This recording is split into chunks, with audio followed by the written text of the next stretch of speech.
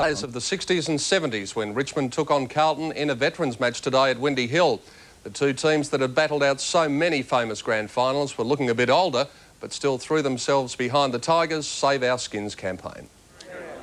These two blokes used to kick goals, but today they were waving them in a match for which the Richmond skipper said he'd put in some serious training. A couple of nights down in the Wales pub, maybe a lap around John Ronaldson and a couple of laps along the beach. The Tiger veterans were showing their age. They didn't actually sprint down the race, and when it came to bursting the banner, well, they left that up to John Ronaldson. The Blues were taking it all in their stride, with their coach confident of their preparation. No, I've talked to the guys. I know they're mentally right. In fact, they're all mental. And it was clear a couple of Tigers were in peak condition. They turned the clock back to the one-umpire system. But where was the ball? Of course, it was flown in specially for the occasion.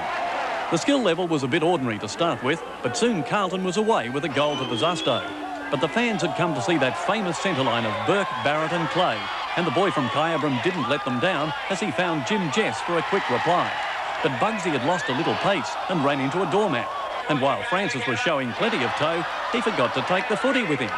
Ricky McLean had played for both clubs, but that didn't mean much. And Ian Robertson's best days were definitely behind him. Rex Hunt had yet to take the field, but was he commentating or coaching? Get fair income, Francis, or I'll pull you off. And then the unbelievable happened. A Bartlett handball was clearly against team strategy, and Coach Hafey was not amused. Cut out the hand passes, I'm telling you now. You're only playing for votes again. But the Carlton bench saw the funny side. The Tigers won the match eventually, but the real result was at the gate, where at least 12,000 fans boosted the Save Our Skins campaign considerably. Looked like a great day. Well, Holden today regained its dominance of Mount Panorama when the Commodore of Alan Grice and Wyn Percy took out the Bathurst 1000.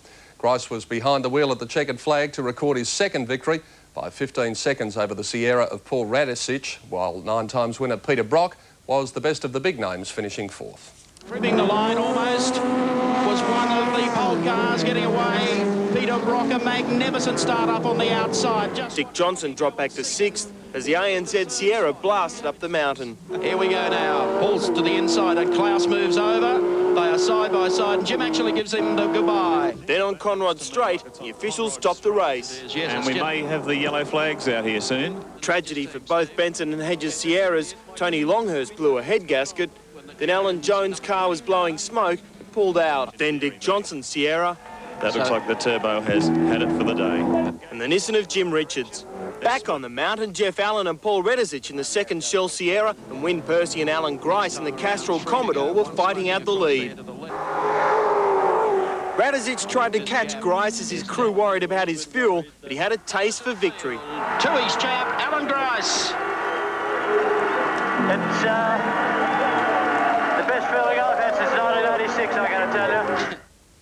American Brad Gilbert played. Finally in sport, Queensland Rugby League officials have launched an investigation into last Sunday's grand final, which turned into a bloodbath. The final was between Valleys and Norths, and believe it or not one player was reported despite some very ugly scenes. And here comes Brad Foster. He can throw punches. And Billy Holmes is into Foster. Yes, this is supposed to be a football match. It was Queensland Rugby League showpiece. The grand final between Valleys in the Royal Blue Jumpers and Norths. The opening minutes turned into one of the ugliest pieces of sporting history ever seen in this country. But despite king hits and more punches than you'd see Mike Tyson throw in a 10-rounder, not one player was sent off or reported. Norths were blamed for starting the violence, but afterwards their coach blamed the crowd, saying they were calling for blood. Valleys won the match 17-16 to win their third successive premiership. Today, the Queensland League announced they have launched an official investigation into the match. Unbelievable, wasn't it? Let's hope on Saturday we don't see anything like that at the MCG. I'm sure we won't. For tonight, that's all in sport, David. Thanks, Steve. Now, coming up, Victorians left short-changed on daylight.